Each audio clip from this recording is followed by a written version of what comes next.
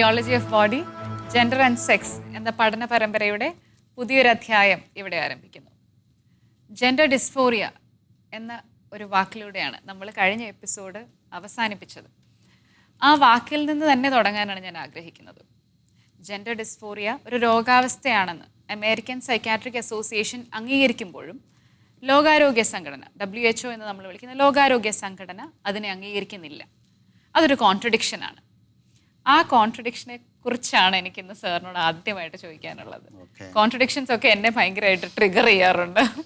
അതുകൊണ്ട് എന്തുകൊണ്ടാണ് ആ ഒരു കോൺട്രഡിക്ഷൻ എക്സിസ്റ്റ് ചെയ്യുന്നത് എന്നുള്ളതാണ്. അത് നമുക്ക് എന്താണ് അതിൻ്റെ കാരണം എന്ന് കൃത്യമായിട്ട് നമുക്ക് പറയാൻ പറ്റത്തില്ല.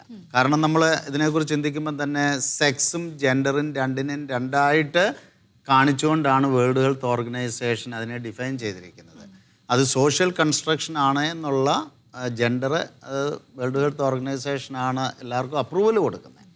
അപ്പോൾ അത് എന്താണ് അതിനകത്തിൽ പൊളിറ്റിക്കൽ റീസൺസ് ഉണ്ടാകാം, മറ്റു പല റീസൺസ് ഉണ്ടാകും. നമ്മൾ അതിൻ്റെ കാരണങ്ങളിലേക്ക് പോകുന്നതിന് പകരമായിട്ട് അത് അവർ അങ്ങനെ അപ്രൂവ് ചെയ്യുമ്പോൾ എല്ലാം ലോകം വിചാരിക്കും അതാണ് സത്യമെന്ന്. അപ്പം നമ്മൾ ഈ എപ്പിസോഡിലൂടെ ട്രൈ ചെയ്യുന്നത് സത്യത്തെ തുറന്ന് കാണിക്കാൻ വേണ്ടിയിട്ടാണ്. അതിനല്ലേ നമ്മൾ സത്യാന്വേഷണ പരമ്പരയെന്ന് തന്നെ ഇതിന് പറയുന്നത്. അപ്പോൾ ഇവിടെ ചുരുക്കി പറഞ്ഞാൽ ഈവൻ അമേരിക്കൻ പീഡിയാട്രിക് അസോസിയേഷൻ്റെ പ്രസിഡൻറ്റ് ഒരിക്കൽ പറയുന്നത് ഇങ്ങനെയാണ്: ആരും റോങ് ബോഡിയിൽ ജനിക്കുന്നില്ല. അത് ക്രോമസോമാണ്, XX ക്രോമസോം, XY ക്രോമസോം, അത് ഒന്നുകിലാണ് അല്ലെങ്കിൽ പെണ്ണ്. ഇത് സയൻസാണ്, അതിനെ നമുക്ക് റിജക്റ്റ് ചെയ്യാൻ പറ്റത്തില്ല. പക്ഷേ എങ്കിൽ ഈ പറഞ്ഞ കാരണങ്ങൾ കൊണ്ട് ചിലർക്കൊക്കെ ഒരു മാനസികമായിട്ടുള്ള സംഘർഷവും പിരിമുറുക്കും അത് ജീവിക്കുന്ന ചുറ്റുപാടുകളെയും ഡിപ്പെൻഡ് ചെയ്തിരിക്കും. ഒരുപാട് സോഷ്യൽ മീഡിയ ഇൻഡോക്ട്രിനേഷൻ ഇന്നത്തെ കുഞ്ഞുങ്ങളിൽ നമ്മൾ കാണുന്നുണ്ട്. നമ്മൾ ഡിസ്നി വേൾഡ് എടുക്കുക, അവിടെയും ഈ ജെൻഡർ ഐഡിയോളജിയുടെ ഇൻഡോക്ട്രിനേഷൻ ഉണ്ട്.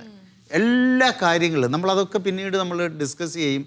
എല്ലാ കാര്യങ്ങളിലും ഈ ഒരു ഐഡിയോളജിയുടെ ഒരു പ്രസരിപ്പ് നമുക്കെല്ലാം അവിടെയും കാണാം. അപ്പോൾ കൊച്ചു കുഞ്ഞുങ്ങൾ പോലും ഒരു പക്ഷേയെങ്കിൽ ഇതൊക്കെ കണ്ട് അവർ വേറെ രീതിയിൽ ചിന്തിക്കാനും മാനസികമായിട്ട് ഡിസ്റ്റർബ്ഡ് ആകാനുള്ള ഒരുപാട് സാധ്യതകൾ ഉള്ള ഒരു കാലഘട്ടത്തിലാണ് നമ്മൾ ജീവിക്കുന്നത്. അപ്പം അതാണ് നമ്മൾ പറയുന്നത്. അപ്പം അത് നമുക്ക് വേണ്ടത് അവർക്ക് വേണ്ടതായിട്ടുള്ള സപ്പോർട്ടും അവർക്ക് വേണ്ടതായിട്ടുള്ള ഗൈഡൻസും ഒക്കെയാണ് അതിന് വേണ്ടത്. പക്ഷേ അമേരിക്കൻ സൈക്കാട്രിക് അസോസിയേഷൻ അങ്ങനെ പറയുന്നെങ്കിലും വേൾഡ് ഹെൽത്ത് ഓർഗനൈസേഷൻ പറയുന്നു അതൊരു സൈക്കോളജിക്കൽ ഇഷ്യൂ അല്ല, അതൊരു ഫിസിക്കൽ ഇഷ്യൂ ആണ്. അതൊരു ഫിസിക്കൽ കറക്ഷനാണ് അതിന് വേണ്ടത്, അല്ലാതെ സൈക്കോളജിക്കൽ കറക്ഷൻ അല്ല. അതാണ് അതിൻ്റെ വലിയ കോൺട്രഡിക്ഷൻ എന്ന് പറയുന്നത്. ഇപ്പോൾ ചുരുക്കി പറഞ്ഞാൽ വേൾഡിലെ ഏറ്റവും ടോപ്പായിട്ടുള്ള 2 ഓർഗനൈസേഷൻ അവരിങ്ങനെ പറയുമ്പോൾ ആളുകൾ ചിന്തിക്കുന്നത് അതാണ് ഫൈനൽ വേർഡ്. അല്ല, തെറ്റാണെങ്കിലും ആധികാരികത കൂടുതലുള്ളവർ പറയുമ്പോൾ അതാണ് ശരിയായിട്ട് എന്ന് പറയുന്നത്. പക്ഷേ സയൻസ് നമ്മൾ ശരിക്കും മനസ്സിലാക്കുകയാണെങ്കിൽ വളരെ വ്യക്തമായിട്ട് ഇപ്പോൾ അമേരിക്കൻ സൈക്കാട്രിക് അസോസിയേഷൻ്റെ 2022 മാർച്ചിൽ പ്രസിദ്ധീകരിച്ച diagnostic and statistical manual of mental disorders, അതാണ് DSM-5 5th എഡിഷനാണ്, the text revision. അവിടെ വളരെ വ്യക്തമായിട്ട് കൊടുത്തിരിക്കുന്നു ജെൻഡർ ഡിസ്ഫോറിയ എന്ന് പറയുന്നത് അത് ഒരു മാനസികമായിട്ടുള്ള അസ്വസ്ഥതയാണ്, അതവർ കീപ്പ് ചെയ്യുന്നുണ്ട്. അപ്പോൾ ഈ കോൺട്രഡിക്ഷൻ നമുക്ക് ഒന്നും ചെയ്യാൻ പറ്റില്ല.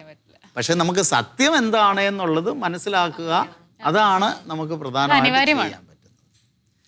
പിന്നെ നമ്മൾ ഈ ഒരു ജെൻഡർ ഡിസ്ഫോറിയയുടെ ഫലമായിട്ടാണ് ഈ പറയുന്ന മറ്റു പല അസ്വസ്ഥതകളും. നിങ്ങൾ ഒരുപക്ഷെ ഈ ട്രാൻസ്ജെൻഡറിസം എന്നൊക്കെ പറയും.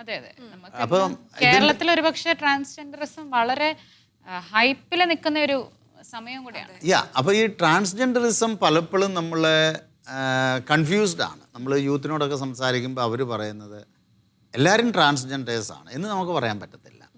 അപ്പോൾ ഈ ട്രാൻസ്ജെൻഡറിസം ഈ ഐഡിയോളജിയുടെ ഒരു ഭാഗം മാത്രമേ ആവുന്നുള്ളൂ, അതിൻ്റെ ഒരു ഡിവിഷനാണ്. അപ്പോൾ ഈ ജെൻഡർ ഡിസ്ഫോറിയ ഇങ്ങനെയുള്ളപ്പോൾ ആളുകൾ എന്താ ചെയ്യുന്നത്? അവർ പറയുന്നു ഞാൻ ആണായിരിക്കുന്ന ഞാൻ പറയുന്നു ഞാൻ ആണല്ല, ഞാൻ പെണ്ണായിട്ട് ജനിക്കേണ്ടതാണ്. പറഞ്ഞാൽ മനസ്സിലായില്ലേ? അപ്പോൾ അതിനനുസരിച്ചിട്ടാണ് ഒരു പല പ്രോസസ്സുകളാണ് ഈ ജെൻഡർ ക്ലിനിക്കുകളും ഇതിനെ സപ്പോർട്ട് ചെയ്യുന്ന കൗൺസിലേഴ്സ് അത് പലയിടത്തും പല സ്റ്റേറ്റുകളിലും നിയമമാക്കിയിട്ടുണ്ട്. അവർക്ക് അങ്ങനെ ചെയ്യണമെന്നുള്ളത്.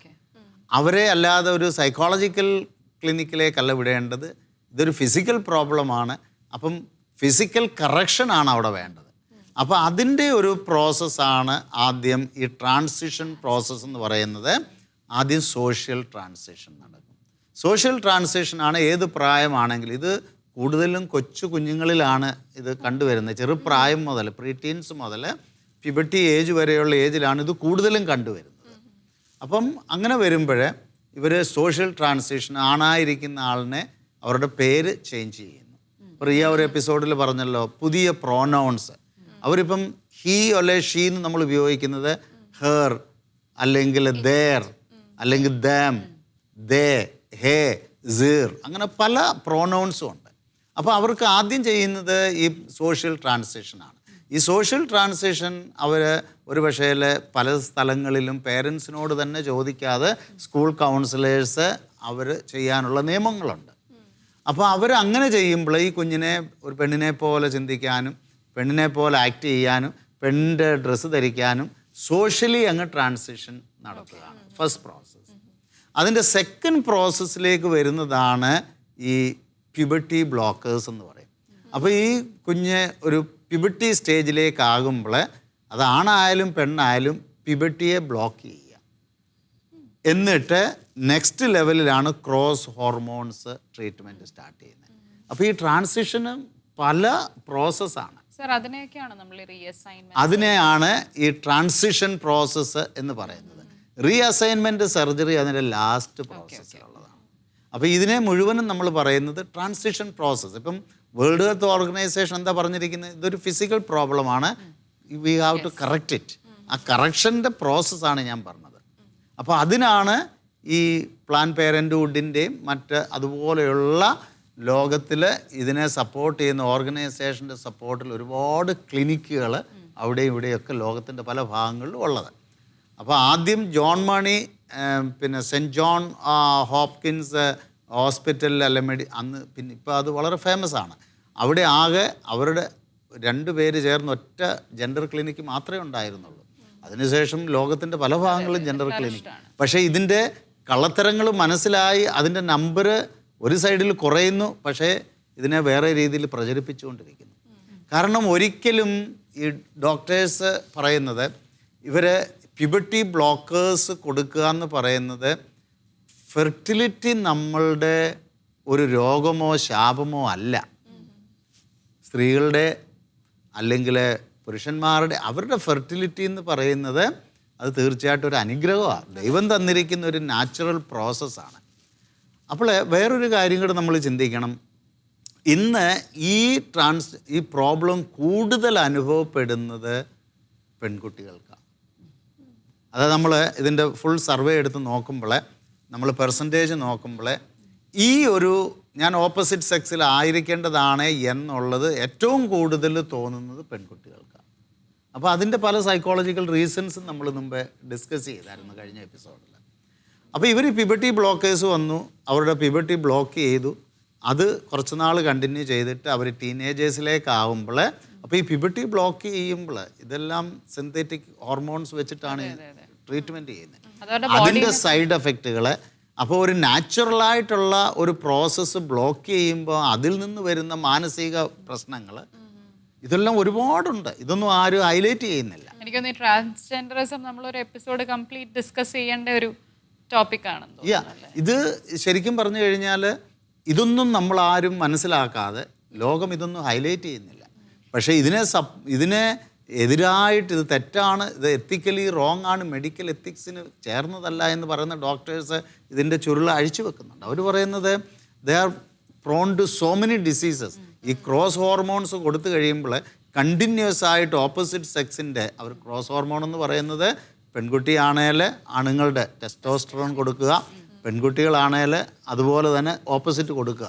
അപ്പോൾ ഈ ക്രോസ് ഹോർമോൺ ട്രീറ്റ്മെൻറ്റ് തന്നെ 1 വർഷം 2 വർഷം കഴിയുമ്പോഴത്തേക്കിന് ഇവർ മെൻ്റലി വളരെയധികം ഡൗൺ ആകുകയാണ്. പലതരത്തിലുള്ള പ്രശ്നങ്ങൾ വരും. അവർക്ക് കാർഡിയാക്ക് അറസ്റ്റ് വരാനുള്ള ഇതെല്ലാം സയൻസ് പറയുന്നതാണ്. ഇത് ഇതിന് പിന്നെ സപ്പോർട്ട് ചെയ്യാത്ത ഡോക്ടേഴ്സ് തുറന്നു വിട്ടിരിക്കുന്ന കാര്യങ്ങളാണ് അവരുടെ റിസർച്ചിന് ശേഷം. കാർഡിയാക് അറസ്റ്റ് വരാം, ഇറ്റ് ഈസ് ക്യാൻസറസ്, ഇത് സിന്തറ്റിക് സിലിക്കോൺ അല്ലെങ്കിൽ അങ്ങനെയുള്ള പല പല കാര്യങ്ങളിലൂടെയാണ് ഇതുണ്ടാക്കുന്നത്. അപ്പോൾ ചുരുക്കി പറഞ്ഞു കഴിഞ്ഞാൽ ഇവരുടെ നാച്ചുറൽ പ്രോസസ്സിനെ അറസ്റ്റ് ചെയ്ത് അതിനെ അവർ വേറെ രീതിയിൽ ഡൈവേർട്ട് ചെയ്യാനാണ് പരിശ്രമിക്കുന്നത്. അതുപോലെ തന്നെ പെൺകുട്ടികളാണെങ്കിൽ അവരുടെ ടോൺസിൽ ഡിഫറൻസസ് വരാൻ തുടങ്ങും, അവരുടെ ഹെയർ ഗ്രോത്തിൽ ഡിഫറൻസ് വരാൻ തുടങ്ങും, വേറെ ഹോർമോൺസ്, ക്രോസ് ഹോർമോണിൻ്റെ.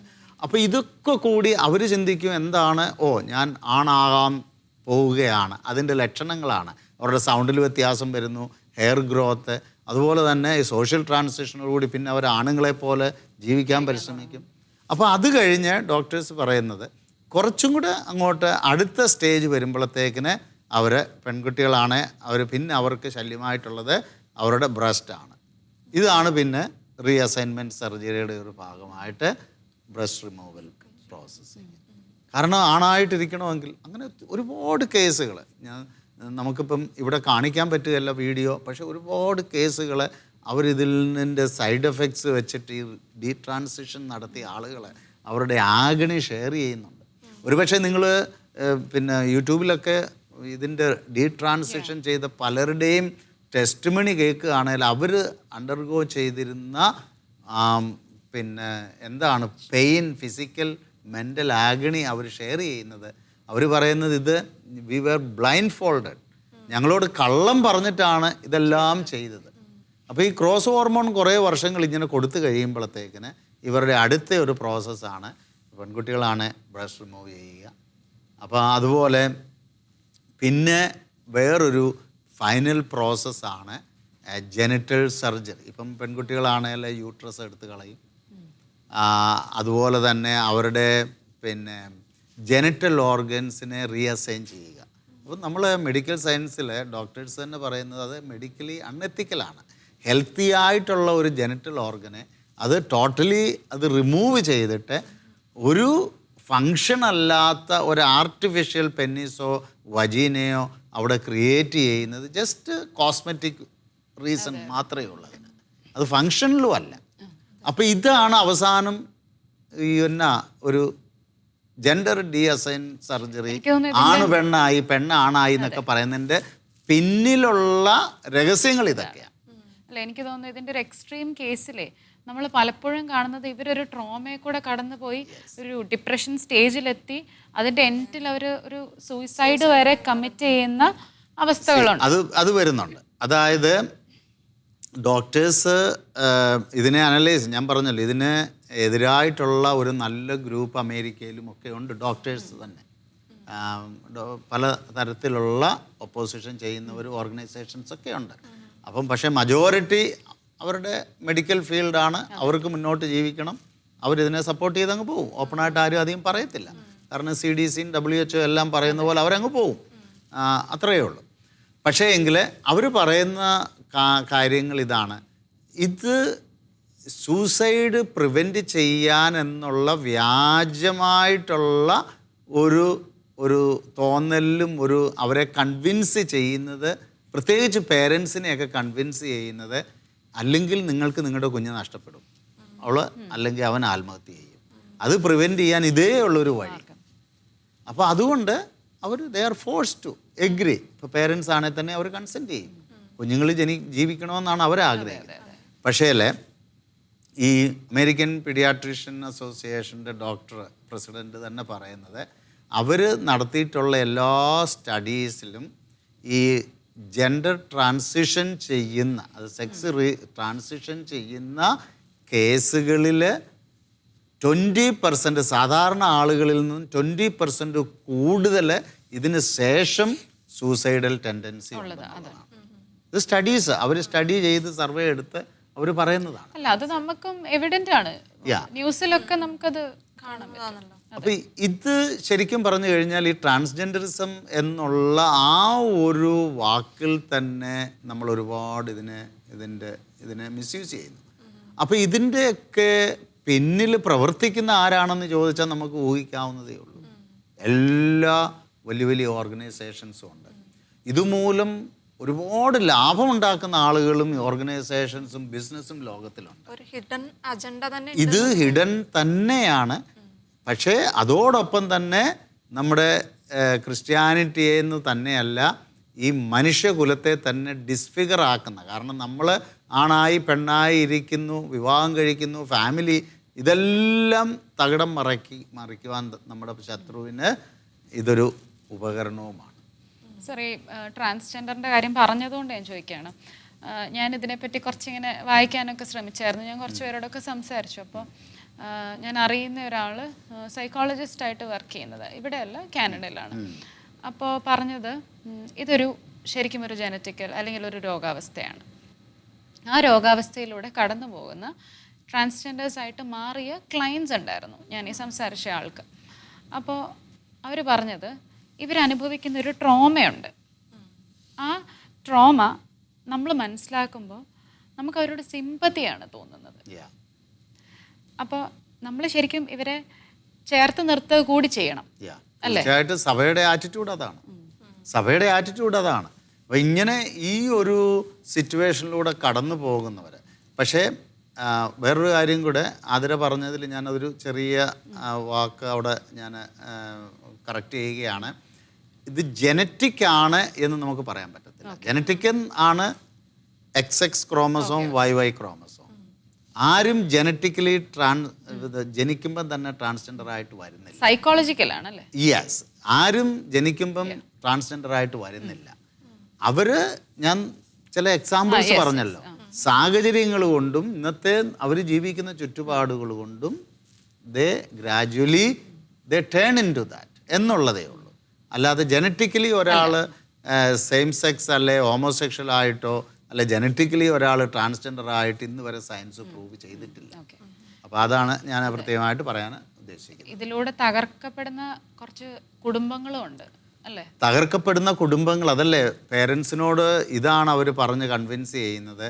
നിങ്ങൾ ഇത് അനുവദിച്ചില്ലെങ്കിൽ ഇവള് അല്ലെങ്കിൽ ഇവൻ ആത്മഹത്യ ചെയ്യും. അത് അവോയ്ഡ് ചെയ്യാൻ ഇതേ ഉള്ളൂ, ഇതിൻ്റെ ട്രീറ്റ്മെൻ്റ് ആണിത് എന്നുള്ള രീതിയിലാണ് പേരൻസിനെ ഇത് കൺവിൻസ് ചെയ്യുന്നത്. ഓക്കെ. പലപ്പോഴും പേരൻസിന് താല്പര്യം ഇല്ലെങ്കിൽ കൂടെയും ഫോഴ്സ്ഫുള്ളി അവർ അതിന് കൺസെന്റ് കൊടുക്കേണ്ടി വരും. അങ്ങനെയുള്ള കേസുകൾ ഒരുപാടുണ്ട്. അപ്പോൾ ഈ ജെൻഡർ ഐഡിയോളജി തന്നെ ഇതിനെ നമ്മൾ പല കാര്യങ്ങൾ എക്സ്പോസ് ചെയ്യുമ്പോൾ ഇനിയും കുറേ ടേംസും കൂടെ നമുക്ക് എക്സ്പോസ് ചെയ്യാനുണ്ട്. ഇപ്പം ജെൻഡർ സ്പെക്ട്രം നമ്മൾ ചിലയിടത്തൊക്കെ നമ്മൾ മെൻഷൻ ചെയ്തെങ്കിലും ഇത് ഒരുപാട് ജെൻഡർ ഐഡൻറ്റിറ്റികൾ ചേരുന്ന ഒരു അംബ്രല്ല ടേമാണ് ജെൻഡർ സ്പെക്ട്രം എന്ന് പറഞ്ഞാൽ. എന്നാൽ സ്പെസിഫിക് ആയിട്ട് ഇതെല്ലാം ആണെന്ന് നമുക്ക് പറയാനും പറ്റത്തില്ല. അത് അങ്ങനെ ഇഷ്ടംപോലെ ജെൻഡർ ഐഡൻറ്റിറ്റി ഒരുപക്ഷെ ഇവർക്ക് പറയാൻ പറ്റാത്തതുപോലെയുള്ള ആ ഒരു സ്പെക്ട്രം ഇതിലുണ്ട് എന്നാണ് ഈ ഐഡിയോളജി പഠിപ്പിക്കുന്നത്. അപ്പോൾ അതിനെയാണ് നമ്മൾ ജെൻഡർ സ്പെക്ട്രം എന്ന് പറയുന്നത്. പിന്നെ നോൺ ബൈനറി ഒരുപക്ഷെ നിങ്ങൾ പലപ്പോഴും കേട്ടിട്ടുണ്ടാവും, ഇല്ലേ? നോൺ ബൈനറി എന്നുള്ളത് കേട്ടിട്ടുണ്ട്. എന്താണ് നോൺ ബൈനറി എന്ന് റിയ മനസ്സിലാക്കുന്നത്? അതായത് സ്ത്രീയല്ല പുരുഷനല്ല, ഈ രണ്ടിലും അല്ലാത്ത ഒരവസ്ഥ. അപ്പോൾ സ്ത്രീയും പുരുഷനും അല്ലാത്ത ഒരവസ്ഥ. നമ്മൾ ഇന്ത്യയിലെ ഒരു കേസ് നമ്മുടെ ഒരു എപ്പിസോഡിൽ ഞാൻ കാണിച്ചായിരുന്നു, ഒരു എക്സാമ്പിൾ. അതായത് ആണായിട്ട് ജനിച്ചു അല്ലെ പെണ്ണായിട്ട് ജനിച്ചു, പക്ഷേ അവർ സ്ത്രീയായിട്ടും ഐഡൻറ്റിഫൈ ചെയ്യുന്നില്ല, പുരുഷനായിട്ടും ഐഡൻറ്റിഫൈ ചെയ്യുന്നില്ല, ഒന്നും ഐഡൻറ്റിഫൈ ചെയ്യുന്നില്ല. അപ്പോൾ ട്രാൻസ്ജെൻഡർ എന്ന് പറയുന്നത് ഞാൻ പെണ്ണായിട്ട് ജനിച്ചു, എനിക്ക് ആണാകണം, ആ ഒരു ടെൻഡൻസി ഉണ്ട്, അല്ലെ സംതിങ് എൽസ്, എന്തെങ്കിലും വേറൊരു ജെൻഡർ ഐഡൻറ്റിറ്റി അവർ ഓപ്റ്റ് ചെയ്യുന്നു. ഇവിടെ അതല്ല, ആണുമല്ല പെണ്ണുമല്ലാത്ത അവസ്ഥ. ബയോളജിക്കലി പെണ്ണായിരിക്കാം, ആണായിരിക്കാം. അപ്പോൾ അതിനെയാണ് നമ്മൾ ഈ അജെൻഡർ അല്ലെ നോൺ ബൈനറി, ജെൻഡർലെസ് എന്നൊക്കെ പറയുന്നത്. അപ്പോൾ എനിക്ക് തോന്നുന്നു ആ ടേമുകളെല്ലാം നമുക്ക് ക്ലിയറായി വരുന്നു. ഇപ്പോൾ ഈ അജെൻഡർ എന്ന് പറയുന്നതും അജെൻഡർ അല്ലെങ്കിൽ ഈ നോൺ ബൈനറി എന്നൊക്കെ പറയുന്ന അതിൻ്റെ കാറ്റഗറിയിൽ വരുന്നതാണ് ജെൻഡർലെസ് എന്ന് പറഞ്ഞാൽ ആണും അല്ല പെണ്ണും അല്ല, ഒന്നും അല്ലാത്ത അവസ്ഥ. പിന്നെ ഈ ഡെമി ജെൻഡർ, അത് നിങ്ങൾക്ക് അവിടെ ഞാൻ ഡിസ്പ്ലേ ചെയ്യുന്നുണ്ട് നിങ്ങളുടെ റെഫറൻസിന് വേണ്ടിയിട്ട്. അപ്പോൾ ഡെമി ജെൻഡർ ആളുകൾ ഭാഗികമായിട്ട് ഏതെങ്കിലും ഒരു ജെൻഡർ ആയിരിക്കും, വേറൊരു ശരീരത്തിൽ ഏതെങ്കിലും ഒരു വശം ആണുങ്ങളുടെ ആയിരിക്കും, ഒരു വശം പെണ്ണുങ്ങളുടെ ആയിരിക്കും. അത് അവർ ചേഞ്ച് ചെയ്യും. ഓക്കെ. അവർക്ക് അങ്ങോട്ടും ഇങ്ങോട്ടും ഒക്കെ ഏത് സമയം അത് ചേഞ്ച് ചെയ്യാൻ പറ്റും. അപ്പോൾ അതാണ് ഡെമി മാൻ, അല്ലെങ്കിൽ പിന്നെ ഒരു ആൺകുട്ടി ഡെമി ബോയ് എന്നൊക്കെ പറയുന്നത്. അപ്പോൾ പുരുഷനായി ഭാഗികമായിട്ട് തിരിച്ചറിയുന്നു, പക്ഷേ നമ്മുടെ ഐഡൻറ്റിറ്റി അതല്ല, പുരുഷനല്ല. ചിലപ്പം സ്ത്രീയായിട്ട് ശരീരത്തിൻ്റെ കൂടുതൽ ഭാഗം ഫീൽ ചെയ്യുന്നു, പക്ഷേ സ്ത്രീയല്ല. അപ്പോൾ ഇതാണ് ഈ ഡെമി ജെൻഡർ എന്നുള്ളത് നമ്മൾ പറയുന്നത്. പിന്നെ ബൈ ജെൻഡർ, രണ്ട് ജെൻഡറുമാണ്. ഇപ്പോൾ ആണായിട്ടൊരാൾ ജനിച്ചു, പക്ഷേ രണ്ട് പിന്നെ ജെൻഡറിൻ്റെ, ആണിൻ്റെയും പെണ്ണുമാണ്, അവരാണും പെണ്ണും കൂടെയാണ്. ഡ്യുവൽ ജെൻഡർ എന്ന് പറയും. അതിനാണ് ബൈ ജെൻഡർ എന്ന് പറയുന്നത്. മനസ്സിലായില്ലേ? അപ്പം ആണും പെണ്ണും അല്ലാത്തവരുണ്ട്, ആണും പെണ്ണുമാണ്, രണ്ട് ജെൻഡറുമാണ്. അത് രണ്ടും കൂടെ മിക്സ് ആണ് എന്നുള്ളതും പറയുന്ന ജെൻഡർ. അപ്പോൾ ഇതെല്ലാം ഞാൻ പറഞ്ഞല്ലോ, ഇതിങ്ങനെ ഇവോൾവ് ചെയ്തുകൊണ്ടിരിക്കുന്ന, ഇതൊന്നും ഒരു ഫൈനൽ ഇതൊന്നും അല്ല. ആർക്ക് ഇപ്പം നാളെ നിങ്ങൾക്ക് അല്ലെ ആർക്ക് വേണേലും നിങ്ങൾക്ക് തോന്നുന്ന കാര്യങ്ങളെല്ലാം ഞാൻ അതാണെന്നും പറഞ്ഞ് വന്നാൽ അത് ഓക്കെയാണ്. പിന്നെ സീനോ ജെൻഡർ എന്നും പറഞ്ഞിട്ടൊരു ജെൻഡർ, നമ്മുടെ സാധാരണ ഒരു ഐഡൻറ്റിറ്റി ഉണ്ടല്ലോ, ആണ് പെണ്ണെ അല്ലെ നമ്മൾ കാണുന്ന സാധാരണ, ഇതിൽ നിന്നൊക്കെ വ്യത്യസ്തമായിട്ട് എന്തൊക്കെയോ ഉള്ള ഒരു കാറ്റഗറി, അതിനെയാണ് ആ ഒരു കാറ്റഗറി എല്ലാം കൂടെ ഉൾപ്പെടുത്തിക്കൊണ്ടാണ് ഈ സീനോ ജെൻഡറി എന്ന് പറയുന്നത്. അപ്പോൾ അതൊരു അംബ്രല്ല ടേമാണ്. അപ്പോൾ അതിലേക്ക് നമ്മൾ കൂടുതൽ പോകേണ്ട കാര്യമില്ല. പിന്നെ പാൻ ജെൻഡർ എന്നും പറഞ്ഞൊരു കാറ്റഗറിയാണ്. പാൻ ജെൻഡർ എന്ന് പറഞ്ഞാൽ ഈ പോളി ജെൻഡർ അല്ലെങ്കിൽ ഓംനി ജെൻഡർ ആളുകൾക്ക് ഒന്നിലധികം ലിംഗഭേദമുണ്ട്. അപ്പം നമ്മൾ മറ്റേടത്ത് കണ്ടു ബൈ ജെൻഡർ കണ്ടു. അപ്പോൾ അതൊന്നും അല്ല, രണ്ടല്ല, ചിലപ്പം പലതും ഉണ്ടാകും. അപ്പോൾ ഇതൊക്കെ നമ്മുടെ ഒരു രീതിയിൽ പറഞ്ഞു കഴിഞ്ഞാൽ ഇന്നത്തെ നമ്മുടെ സമൂഹത്തെ ഒരുപാട് കൺഫ്യൂസ് ചെയ്യാൻ ഒത്തിരി സഹായിക്കുന്ന ടേംസാണ്. പിന്നെ നമ്മളിപ്പോൾ ട്രാൻസ്ജെൻഡറിസം പറഞ്ഞു, ഇപ്പോൾ ഒരുപാട് ഇസത്തിൻ്റെ കാലഘട്ടമാണ്. അതുപോലെ ട്രാൻസ് സ്പീഷീസ് ഉണ്ട്. ഇപ്പോൾ ട്രാൻസ് സ്പീഷീസ് ഞാനതവിടെ പിന്നെ ഒരു മാഗസിനിൽ നിന്ന് ഞാനതവിടെ ഡിസ്പ്ലേ ചെയ്തിട്ടുണ്ട്. ക്യാറ്റ് മാൻ, ടൈഗർ മാൻ എന്നൊക്കെ പറഞ്ഞു. അവർ പ്ലാസ്റ്റിക് സർജറിയും അതുപോലെ വളരെ കോസ്മെറ്റിക് സർജറിയൊക്കെ ചെയ്ത് അല്ലെ ടാൻ ബോഡിയിൽ എന്തെല്ലാം തരത്തിലുള്ള കൃത്രിമങ്ങൾ ചെയ്തിട്ട് അവർ മെഡിക്കലി ചെയ്ത് ഇപ്പം ക്യാറ്റ് മാൻ അല്ലെ ടൈഗർ മാൻ ആ വേഷം ആക്കി, ഫേസ് എല്ലാം അതുപോലെ ആക്കി. ഈ കാണുന്നത് ക്യാറ്റ് മാൻ, പിന്നെ ആ മനുഷ്യൻ മരത്തിൻ്റെ മുകളിൽ തന്നെയാണ് ജീവിക്കുന്നത്. ടൈഗർ, ക്യാറ്റ്, വലിയ ക്യാറ്റ് ജീവിക്കുന്നത് പോലെ ആ ഫിഗർ തന്നെ ആ രീതിയിലാണ്. അപ്പോൾ പെരുമാറ്റങ്ങളും രീതികളും എല്ലാം ട്രാൻസ് സ്പീഷീസിൻ്റെ, അതിപ്പം മനുഷ്യരല്ലാത്ത മറ്റുള്ള സ്പീഷീസിൻ്റെ രീതിയിൽ ജീവിക്കുന്നു. സാർ, ഇത് പറഞ്ഞു കഴിഞ്ഞപ്പോൾ എനിക്ക് ഓർമ്മയിൽ വന്നത് കുറച്ച് പഴയ കാര്യമാണ് കേട്ടോ. അതായത് ആൻഷ്യന്റ് ഈജിപ്ത്, അവിടെ മമ്മീസ്, അതിന്റെ മുകളിലൊക്കെ നോക്കുമ്പോൾ നമുക്ക് കഴുകന്റെ തലയും മനുഷ്യന്റെ ബോഡി, പിന്നെ അതുപോലെ സ്ഫിങ്സ് ക്യാറ്റ്, അതൊക്കെ ഏകദേശം ഇതുപോലൊരു സിമിലാരിറ്റി. അതൊക്കെ ഓരോ ഐഡിയോളജിയുടെ ഭാഗമായിട്ട്, ഗ്രീക്ക് മിത്തോളജി ഐഡിയോളജിയുടെ ഭാഗമായിട്ടൊക്കെ വന്നിട്ടുള്ള ഇൻസ്പിറേഷൻ. നമ്മൾ ജെൻഡർ ഐഡിയോളജിയെ കുറിച്ച് പറയുമ്പോഴേ ഇൻസ്പിറേഷൻസ് പലതിൽ നിന്നും ഇവരെ എടുത്തിട്ടുണ്ട്, പല ഐഡിയോളജിയിൽ നിന്നും എടുത്തിട്ടുണ്ട്. എനിക്ക് തോന്നുന്നത് ഒരു എപ്പിസോഡിൽ ഞാനത് ക്ലിയർ ചെയ്യുന്നുണ്ട്. അപ്പം ട്രാൻസ് സ്പീഷീസ് എന്ന് പറയുന്നത് പലതരത്തിലുള്ള, ഇപ്പം വേറൊരു പിക്ചർ ഞാൻ അവിടെ, ഇതും വളരെ ഫേമസ് ആയിട്ട് മാഗസീനുകളിലൊക്കെ നിങ്ങൾ കണ്ടിട്ടുണ്ടാകും, റെപ്റ്റൈൽ വുമൺ. അപ്പം ഒരു റെപ്റ്റൈലിൻ്റെ അല്ലെങ്കിൽ ആ സ്നേക്ക് വുമൺ, അതിൻ്റെ രീതിയിൽ അതിൻ്റെ ഫേസും ഒക്കെ നമ്മൾ ചെയ്തിരിക്കുന്നത് കണ്ടു കഴിയുമ്പോൾ ഇത് എത്രയോ സമയമെടുത്ത് ഇവരെ ആ രീതിയിലാക്കിയെടുത്ത് ആ രീതിയിൽ ബിഹേവ് ചെയ്ത് ആ പിക്ചറിൽ ആ ടങ്കൊക്കെ സ്നേക്കിൻ്റെ ടങ്ക് പോലെ സ്പ്ലിറ്റ് ചെയ്ത് മനുഷ്യൻ വളരെ വികൃതമായിട്ട് നമ്മൾ ജീവിക്കുന്ന ഒരു കാലഘട്ടത്തിലേക്ക് ജെൻഡർ ഐഡിയോളജി നമ്മളെ കൊണ്ടുപോയിരിക്കുകയാണ്. അതുപോലെ തന്നെ ഈ ട്രാൻസ്പീഷീസ് തന്നെയാണ്. ഏതെങ്കിലും അവർ മൃഗങ്ങളോട് കൂടുതൽ അറ്റാച്ച്മെൻ്റ് ഉണ്ടെങ്കിൽ അവർ മൃഗങ്ങളാണ്. പിന്നെ ആ രീതിയിൽ നമ്മൾ ഈ കാറ്റ്മാൻ്റെ കാര്യം പറഞ്ഞതുപോലെ വീട്ടിൽ ഭാര്യ ഭർത്താവ് ഒരുമിച്ച് ജീവിക്കുമ്പോൾ പോലും അവർ മനുഷ്യരായിട്ടല്ല, ആ മൃഗമായിട്ട്. ഇപ്പം ഞാനൊരു പിക്ചർ അവിടെ ഡിസ്പ്ലേ ചെയ്തിരിക്കുന്നത്, ഇത് നമ്മൾ ന്യൂസിലൊക്കെ വന്നിട്ടുള്ളതാണ്.